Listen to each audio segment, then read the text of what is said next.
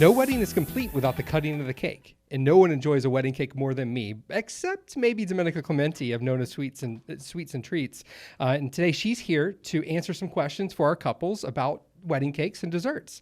Nona Sweets has been making fabulous cakes, cupcakes, and desserts since 2000, family owned, and they focus on you and your details for a personal and delicious experience. Thank you for coming out today. Thanks for having me, and you absolutely know me way too well because you know I love it as much as you. I do. It is the best part. It is. It's incredible. I remember running around at our wedding, like trying to find extra slices. Yeah, I'm pretty sure at our wedding, Ryan ate random slices of cake. We have no idea whose they were. They were friends and family. I'm sure it was fine. We knew them. This is a no judgment zone. Okay. No judgment because, yeah, I would. He was very disappointed that all he got was like the one bite when we fed it to each other. Yeah, I was upset about that. So, at the end of the night, after we'd done some dancing, there happened to be a piece of cake sitting there and he ate it. Yeah. I mean, cake then, cake for breakfast, cake for midnight snack. Exactly. It doesn't matter. It doesn't. No, get a new fork. You're all good. Right. I think you should take the number of guests that you have and then double it. And that's how many slices you should get. Yeah. I completely agree with that. Cha-ching! Well, if I remember correctly, my brother who got married last year, he used you for his cakes. Yes. And he ordered double the amount of cupcakes. So Did he really? would have extra cupcakes. Yes. I completely love it. remember that. And everyone was like, are you sure? And he was like, yeah, it'll get taken care of. And it did, if I'm not. Yeah, because I don't remember ever getting extra cupcakes too. No, not at all. Somehow they just disappeared. I don't know. It's funny how that works. Yeah. All of a sudden, magically. Exactly. And his wife doesn't even eat cakes, so Right. Interesting. Yeah. Interesting. This is All the right. real Well, world. before we answer everyone's questions, tell us a little more about the company and where the name came from. And Sure. all that. Awesome. Well, thank you so much for having me here today. So Nona means grandmother in Italian. And when we opened up the business in 2000, we really wanted to pay tribute to my grandmas, my Nonas. So we took their recipes and slowly but surely kind of modified them to something that would be producible instead of just, a scant of this, that, and the other thing, how people used to measure. You actually have to weigh things out and, have it on a larger scale kind of thing. And a lot of the recipes had, a coffee cup of this. What does that equate to? So it was a lot of fun and a lot of tradition and kind of going through their handwritten recipes to kind of make it all happen. So we opened up in 2000 and we own and operate it. So our goal is to have you feel like part of our family when you come into the bakery. So we want you to feel very warm and inviting and just kind of relaxed. And that's how it should be through the course of your wedding planning period. So we really just want you to feel like part of our family and get to taste what my grandma's made for all of us all these years. Oh, I love that. Yeah. I love that in your tasting room you have pictures of all the Nonas. It just makes you feel like you've literally walked into your house, which is so cool. And appropriately all their wedding attire is on and everything. And so it's our little wedding album of them as well. I love it. Well, perfect. Well, today we're going to answer everyone's questions about cakes and tasting and designing and all of those things. So I think the first questions we have is kind of like, where do you get started? Like, what should you do? When should you do a tasting? Like, what should you expect from a tasting? Tell us a little bit about that. So I love to get an early call because, when you find your venue, you have to start really quickly looking for your vendors. So as soon as you do that, then give us a call. We can always start talking a little bit about budget because everybody's got a wedding budget, or you should have a wedding budget, so you can kind of be mindful of that. And then just share that with me as far as, we're getting married on such and such a date, and this is kind of our overall budget. And then just, we can kind of meet and determine exactly when we should get together. Usually I try and say about 8 to 6 months before. So that's a good timeline for us to always get together, 6 to 8 months before. And then we always set up a one-on-one personal consultation time. And during that time is when you actually get to sit down with me. And you should always sit down with your designer. So you don't want to sit down with someone who's not going to be making your cake because they know exactly, what the conversation is, what the details are. It's that personal touch when you come to us that, you want to kind of get to know the person and know that they're going to be hands-on with it. So that's really what we try and do. 6 to 8 months before, call for consultation and a tasting, and then we set you up. Yeah, I think that's great. And that's a really good tip about making sure that when you're talking to your baker that you talk, you find out if they're the ones who are designing it and make sure that it's really communicated really well as also. Yeah. So how do you decide like what your cake should look like? Like, where do you get inspiration from for that? Yeah, because all I would say is I want it to be delicious. Well, that's true. And that is pretty much, I think, what you said for our wedding. 100%. And yeah, the cake tasting is a lot of fun. I mean, the cake tasting to me is the best part Yeah. because then, no one's poking and prodding you, getting your measurements or anything like that. You just come in. And so when you come in, you should always, tell your baker what you want to try. And I always say, pick your top 4 or 5 flavors of cake. Let's talk about fillings. Let's talk about different kinds of buttercreams or icings that you would like on the outside. And then, when you come in, there's a nice plate presented to you. And that's the best because then you get to kind of mix and match your flavors and see exactly what you want. But yeah, I mean, I think it's just it's a great experience. And again, having that connectivity with that person, who's going to be actually baking it, designing it, delivering it. I think that's a critical part. Yeah, and I think too, like most folks aren't gonna have as much familiarity with working with a professional baker for the most part. I know, like when we were looking for our cake a few moons ago. I obviously had eaten grocery store cake and things like that, but when we actually picked our, I know, but we were converted. when we were looking like at our cakes, I remember tasting things and like enjoying the raspberry and the lemon, and these are things that I would normally not pick. I would be like chocolate vanilla sort of thing. But because we're working with professionals, it really just it just takes it to a different like level, different like culinary level. Absolutely. And what I like to do is kind of plate things separately. So if you didn't think about pairing the raspberry with the lemon cake, and you want to put it now with vanilla cake or something like that, it gives you the opportunity during the tasting to kind of do that. So then you can kind of mix and match your flavors and maybe come up with something you hadn't thought of. Like, I hadn't had that before, but I do like it. We're putting in the wedding cake. Yeah. Oh, I think it's good too. Like when you visit your baker, ask them like, what are their signature like flavors? Like I know whenever we come to visit you, we always let them taste the almond because your almond is so amazing. Yeah. So ask your baker, right? Like that's a good question to ask even before the tasting. Right. What's most popular? What are you known for? What's your signature thing? And yeah, that Nona's almond buttercream, she's pretty spectacular. Once you have her, she's the queen. Yeah, she's the queen. But influences, I really like to talk with a couple about, how did you meet? Let's talk about, what you guys want the venue, what's the venue like, what you want it to all look like. Are we matching details of your wedding dress? Can the groom see what we're designing, or is it too close to the wedding dress? Right. Are there announcements or invitations that we can use for inspiration? So all those things kind of play into it. So it's important to kind of at least have color scheme and things like that kind of down before you come to see us, because we want to tie it all together, as well as, your florals. Just inspirations from those as well can always help us too. Yeah, that's a great point. I mean, as delicious as cake is, it's such a statement piece at the reception. It is. Absolutely. I feel like everyone like walks into a reception and like sees that. And so you want it to really flow with everything else you have. I think that's a really good tip. Yep, absolutely. Everything should be cohesive and look like it was all well planned out. And I always ask too for, fabric swatches or colors and things like that, because nothing is worse than having a linen that doesn't match the cake, or it's true. Something will clash crazy, and you're just like, I need to see exactly what shade of coral we're going for. So, So how does that work when someone comes in and they share all of that with you? How do you sketch it out? How do you come up with the idea and the concept? Is it on the spot? Do you come back later? Like, what does that look like in your process? Yeah, so absolutely. It's right on the spot. Wow. Yeah, so, magic. Yeah. It just happens kind of thing, yeah. Yeah, so you just get out your little, pencil or pen and just kind of have at it. And, first of all, you talk about the shape.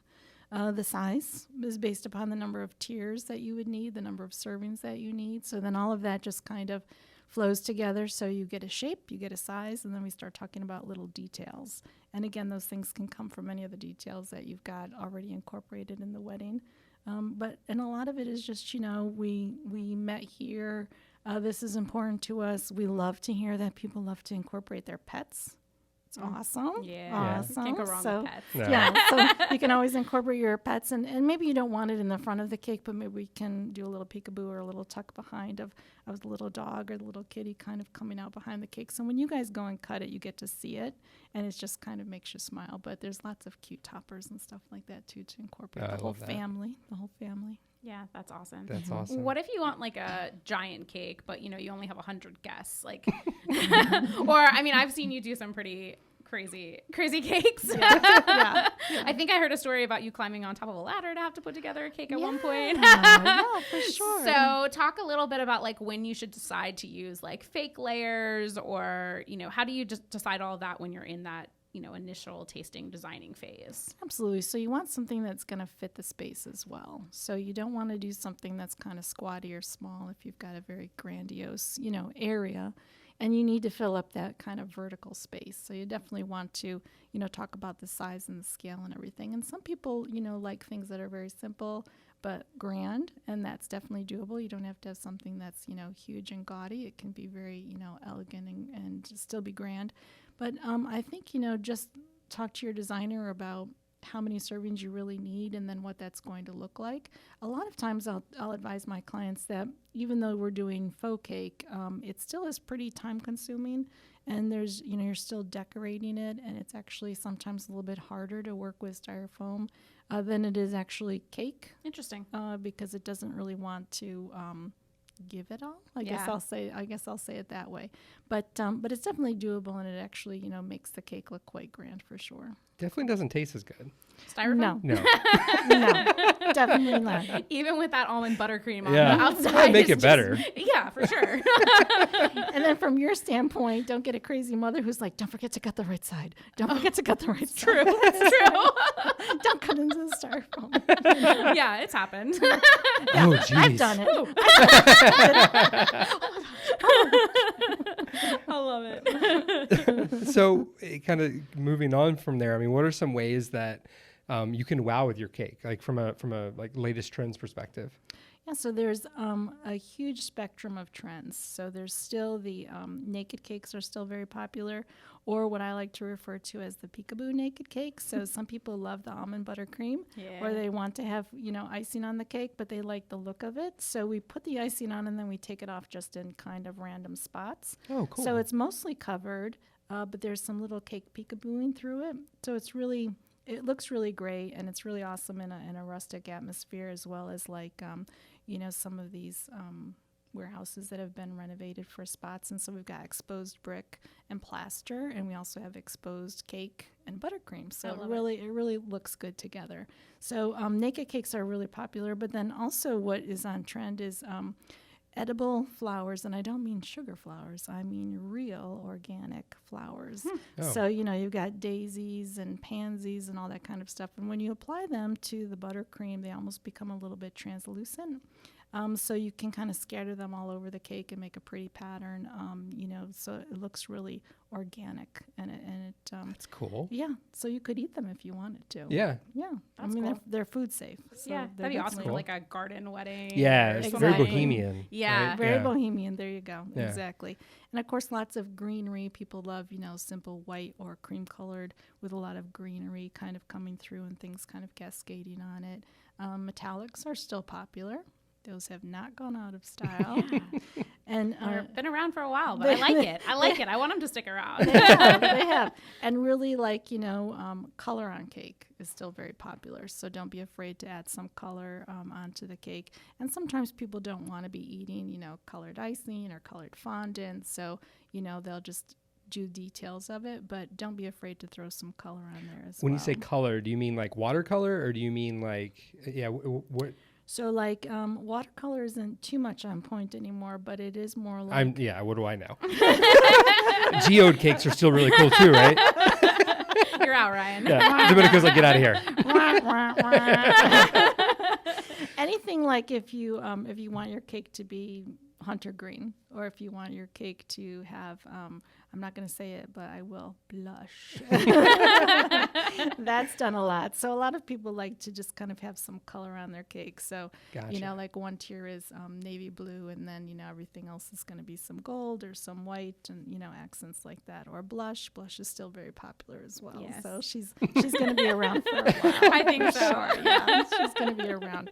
But yeah, those are really the things that are on trend. And then tall things and shaped things, things that are maybe exaggerated. Those are definitely on trend as well. So that makes it interesting because you don't have to just do stack upon stack of the same old stuff. So That's awesome. we like to see it in cakes that have some movement to them. I love to do that. So Yeah. I love the rotating cake. I love, things that have some stagger to them. So we love to kind of change things up a little bit so that it's just not a straight stack plain cake kind of going on. I love that. It adds a lot of dimension.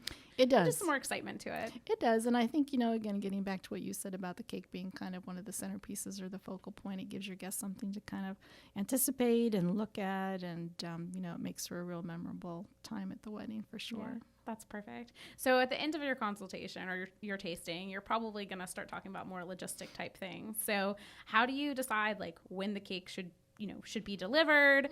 Talk about a little bit if it's an inside wedding versus an outside wedding, how you think through some of those logistics. Exactly. So we always want to find out, when your guests will be arriving, when things are going to be happening, because the worst scenario is to have the wedding cake vendor there and the guests are rolling in and the cake is rolling in. No, can't have that happen. Absolutely. No, not good. So we want that reveal to happen, when everybody is all there. So basically, what I like to try and do is work with a planner if you've got one. I strongly recommend that. And then always just usually about 2 hours before your guests are there is when the cake should roll in. That gives you about, an hour and a half, 2 hours before your guests come in, and then that gives you time to kind of get everything staged and set up around the cake. And then, the cake is usually cut 3 hours into it or so. So usually the cake is okay to be out, upwards of 6 hours or thereabouts.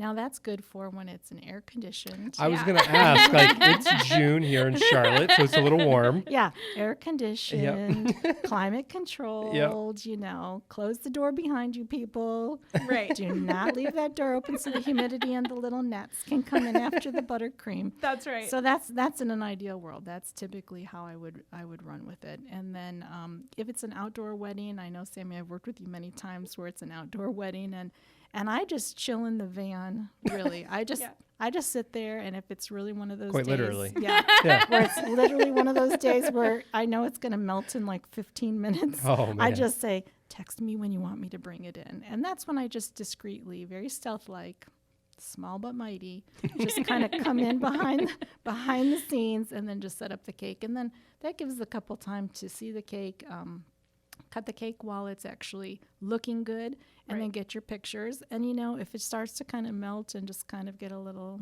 shimmery, let's say, then that's fine because you've already got your pictures and everything. I mean, warm buttercream isn't a problem after the photos. Right. After you've seen what it looks It like. still tastes good. Exactly. Who doesn't like warm cake? Come on. Yeah. Cold cake, warm cake, I don't care. Doesn't make a difference. Not to me. Exactly. And I know a lot of people kind of think, well, if it's covered in fondant, it'll be okay for, being outside. That's true in some respect, but you still have buttercream underneath the fondant. So what's going to happen is that your buttercream's going to start kind of melting or getting soft or getting a little weepy, and then things will start kind of slipping and just kind of puddling, I guess is what I want to say. So it does have a little bit more longevity to it, but it's definitely not heat proof. Yeah. Actually, I want to take us a little off course here because I'm curious. So fondant versus buttercream, obviously buttercream tastes better. Yes. What are some things, because I was surprised by this when we were getting our cake, that if you get the right artist, they can make buttercream look and still give that very clean line look that you get with fondant. How, as a couple, how do you figure that out? Mm-hmm. So I would, first of all, I would definitely look at the work that the artist has done. So, show me what your buttercream cakes look like. Show me what your fondant work looks like. And so we're really old school. We love buttercream. And so we want to work really hard to get the buttercream to look just like fondant. And so I think if you've got a skilled hand working with the buttercream and you know how to do that, then it's going to be an acceptable fine finish. Some people are like, that's a great finish. I would have never known that that's not fondant, so we're going with it. And, some people are just stuck on it. Like, no, I absolutely have to have fondant, this and that. And, really, fondant is one of those mediums that, it tastes okay, but it's not buttercream. Right. And you pay extra for it. Yep. Nobody really That's eats the crazy it. thing to me. Yeah. Is you pay more for it. Right. Nobody really eats it. Yeah. So, you'll end up eating the buttercream and the delicious cake under it. Yep. But yeah, you should work with your cake baker and just know for sure that what they show in their album is buttercream and what they can do with it. And yeah, you're right. I just say buttercream all day, every day. I think know we're all in agreement I here, I took us off course, and I know the fondant lobbyists are going to be upset about this, but so I'll get us back on track after taking us on a little tributary there. So who Sammie's going crazy because I'm chaotic and she's the planner. That should be the podcast name, Chaotic and Planner. There you go. We're changing it. We're changing it for sure. I like All it. right. I like it. We'll send a poll out. So who puts the getting back to kind of wedding day setup? Like who's putting the flowers on? Who's putting the topper on? All of those sorts of things. So usually the florist is there very early in the day, which they should be. They've got a lot of things to do. There's a lot of things coming in. So I usually will put the cake flowers or topper on. And if they're okay with it, I'm okay with it. Sometimes, florists can be a little bit like, no, I've got it. Don't worry about it. And I'm okay with that too.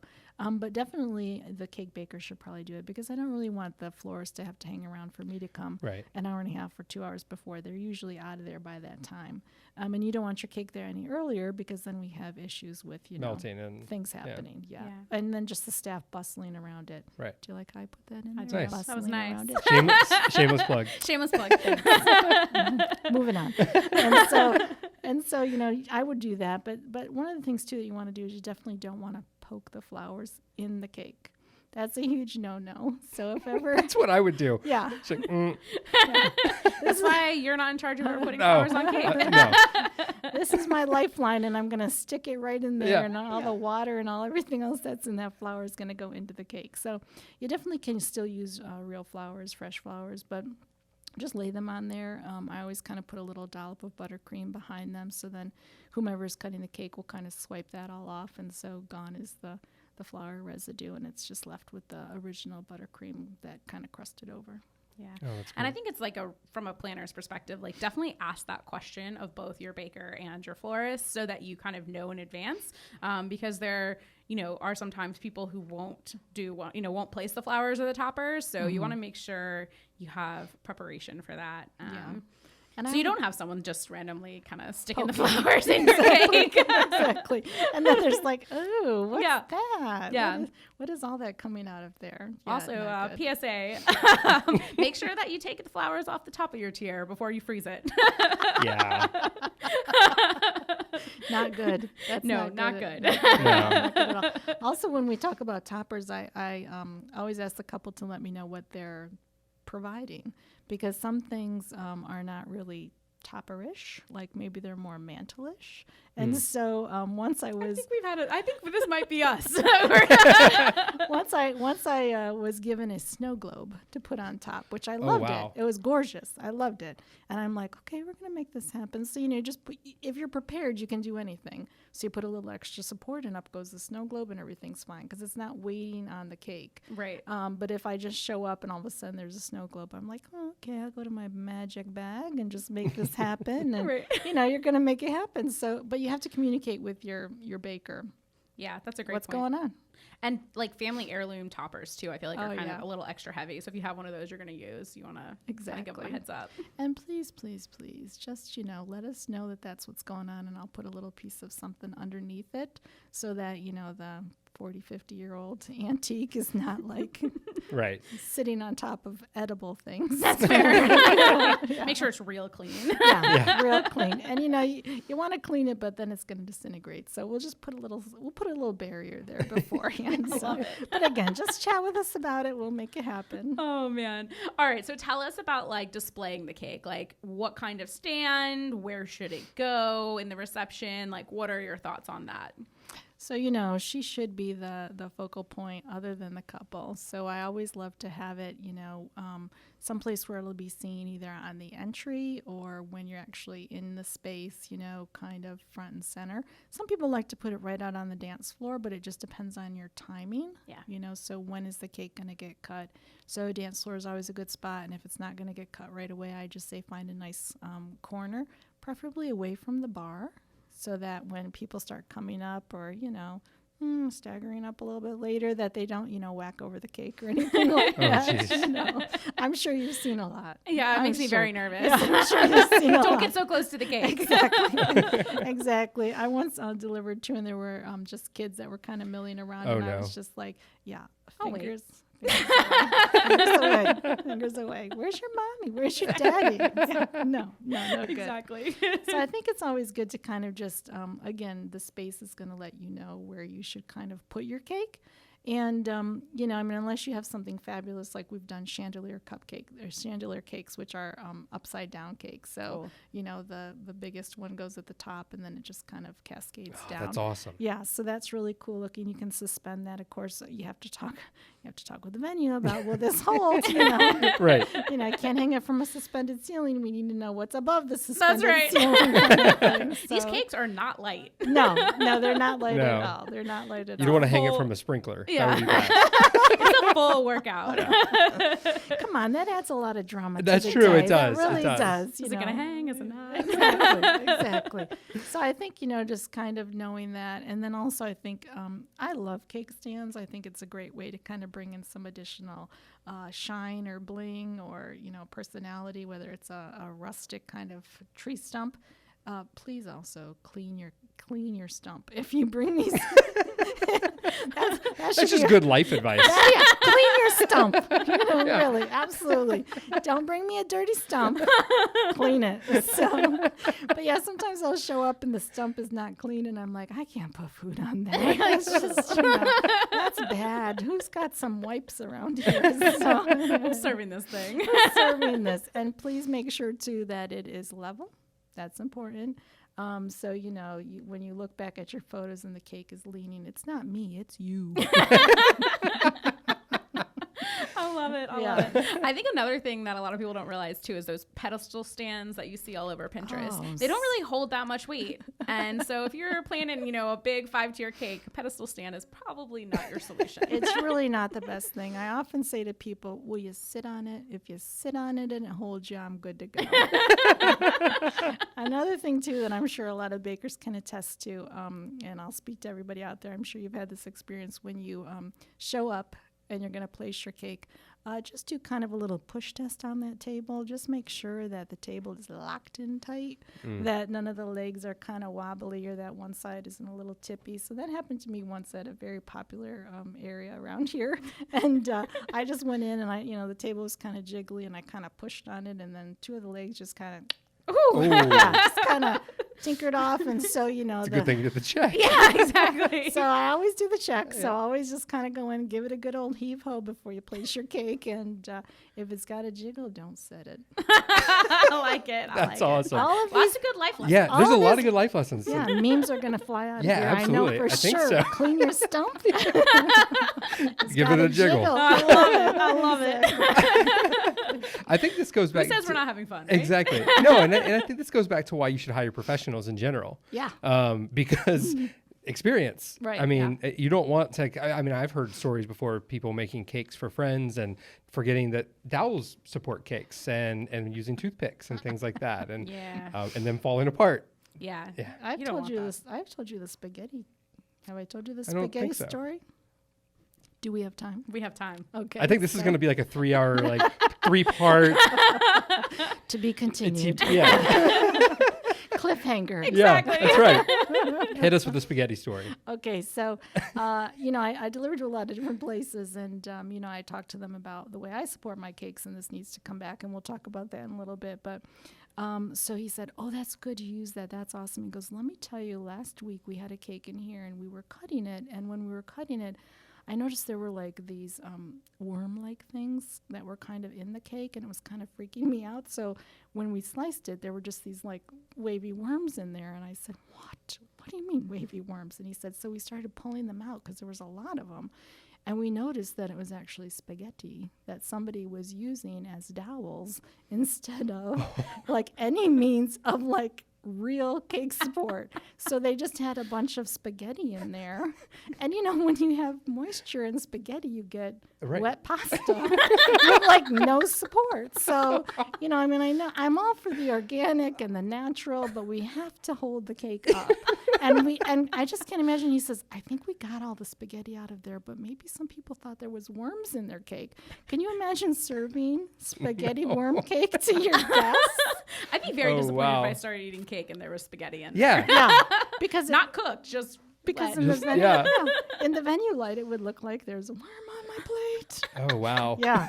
So Spaghetti cake. That's one for the books for sure. That is. Yeah, that is definitely one Yeah. for the books. for sure. So support your cake well. Support people. your cake. Support your cake well. All right. So after you've supported your cake and you have it, you cut it, like who is actually going to cut the cake? That's always a great question. Yeah. So your caterer absolutely should be cutting your cake. They should be handling your food, you know, and handling it in a safe, sanitary way. No worms. No spaghetti worms. No spaghetti worms. Nothing like that. Glove up. Let's serve the people properly, kind of thing. So usually the caterer is the one who will do it. And I know that there's a lot of smaller venues that maybe, you know, church venue or something like that someone from the kitchen will be doing it. But you don't want to worry about it. You don't want to cut your own cake. So definitely have somebody else do it who's had cake cutting experience. And I know there's even companies out there that will cut your cake. So, you know, you can always hire a pro as well. But that's definitely something that you don't want to worry about. And so when you're booking your venue, that's a great question for the venue. Who's going to cut my cake? Yeah, I think that's a really good point. And also making sure that if it's a caterer or venue, you know, is there a charge to cut the cake? Because some people do charge for that. So it's something to think about when you're talking budget. Yep. Make sure you keep that in mind. All right, we were talking about this earlier, but leftovers. Tell us what's the best way to pack There up your shouldn't be any. No. You know, if you're saving your top tier, if there's any leftovers, tell me like how people should properly store their cake after the wedding to take home with them. Yeah, so I always say, you know, get what you want the night of. And then box them up for the morning as well. But then save your topper if it's something you want to do. And the best way that I would recommend it is I always bring a box for the top tier so that you've got, you know, a regular box, cake box for it. But my first thing would be to put the whole thing in the freezer. And then when you come back from your honeymoon, it'll be solid. And then when you just take it out, covered in plastic. So you want to make a vapor barrier between ice buildup and the delicious buttercream. So put plastic on it then while it's frozen. You don't want to do it when it's not frozen because then your plastic will just stick to it and be a real mess. So while the cake is frozen, the buttercream's frozen, put your plastic on it and then cover it in foil again. And I think put it all in a big jumbo baggie. Get as much air off of it as you can. Put that right in the box and then put the box back in the freezer. And then when it's time a year later, give it about a 2-day thaw. So pull it out of the freezer, take the plastic off immediately while it's still frozen, you know, and then you won't have any of the buttercream sticking to the plastic because it was already frozen, and then just put it in your fridge for a soft thaw. So you want it maybe a day in your fridge before you just go ahead and eat it. So a day or two before would be fine. That's a good tip because ours was definitely, we did not follow those tips. Not at all. And it was rough, to say the least. Well, we've all seen what ice cream does in the fridge, right? Right. So That's kind of what happened. we've got that miscellaneous ice cream carton. We didn't have the baker box either. We got married in a hurricane. We did get married in a hurricane. That's true. It was all hands on deck. Yeah, Exactly. It You're was. lucky you at least had the topper. That's right. That's true. That's Better true. than my bouquet, which we didn't have no idea where that ended up. That's true. That's true. We did have a lot of cake left over for the next day for brunch and everything. We ate it for brunch. And that was nice. It was amazing. Yeah. Yeah, it's good to have extra cake for sure, and Yeah. especially if you've got guests that are staying the weekend and everything, you know, and it's very European to have cake for breakfast. I'm into it. Yeah. You'll be European and Done. cake for breakfast. Awesome. Yeah, so you know who To wrap up, yeah, thank you. I'm so distracted by the cake. I mean, we keep All this talking cake about talk, and there's cake. no cake. I know. I'm so sad. It's so sad. You brought pretzels? What is this? It's like It's crazy. it's like spaghetti cake. spaghetti cake. Who does So- this? Yeah. To wrap up, give us 1 to 2 tips, top tips. The thing that I normally say. What you normally say. Yeah. Give us 1 to 2 top tips, that our listeners can take away with them after listening to this podcast. So really meet with your vendor early. Get to know them, get to know their history. One of the things about us is our longevity. So we've been doing it for a very long time. You want someone that's experienced and that, has somebody that can back them up. So if I, God forbid, break my arm, my wedding cakes are still going to go out because I've trained my lead designer to be able to do what I do. So you definitely want to have a plan B kind of back up with the vendor that you choose. So book early, get to meet them, know what their philosophies are, know how they're going to handle you, and changes and things like that. And then just referrals are the best way to go to. I often say talk to other vendors that you're meeting with about have you worked with so and so before, and those really speak volumes. So you'll find repeated people will kind of say the certain companies, and you'll say, oh. Yeah, that's right. So they have been around for a long time, and they're good at what they do, and it tastes great, and it looks fabulous. Yeah, that's a great tip. So besides Bustld, tell us where our listeners can find you. Okay, awesome. So we've got a website. It's nonasSweets.com. 2 S's in the middle and 1 S at the end. And then we also have our Instagram is Nonas_sweets.